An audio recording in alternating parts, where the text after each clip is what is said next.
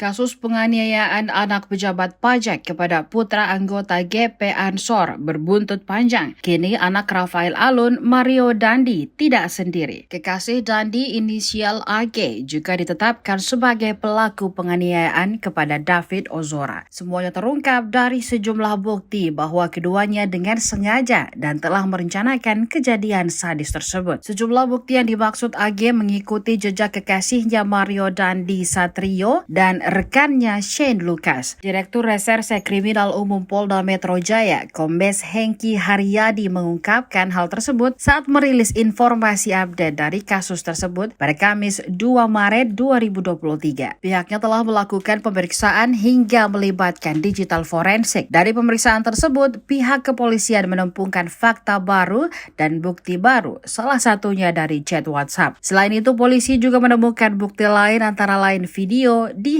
handphone dan rekaman CCTV. Dengan bukti-bukti tersebut, polisi dapat melihat secara jelas peran dari masing-masing tersangka dan pelaku. Pihak kepolisian menegaskan bahwa semua yang salah harus dihukum, termasuk anak di bawah umur. Diketahui sebelumnya, AG ditetapkan sebagai pelaku setelah penyidik Polres Metro Jakarta Selatan dan Polda Metro Jaya melakukan gelar perkara. Ex-Kapolres Metro Jakarta Pusat itu menuturkan AG tidak boleh disebut sebagai tersangka karena berstatus sebagai anak di bawah umur. Sementara itu, polisi mengubah konstruksi pasal yang disangkakan kepada Mario Dandi Satrio, anak mantan pejabat Direktorat Jenderal atau Ditjen Pajak, dijerat pasal paling berat dalam kasus penganiayaan. Atas pasal baru yang disangkakan, Mario dijerat hukuman maksimal 12 tahun penjara.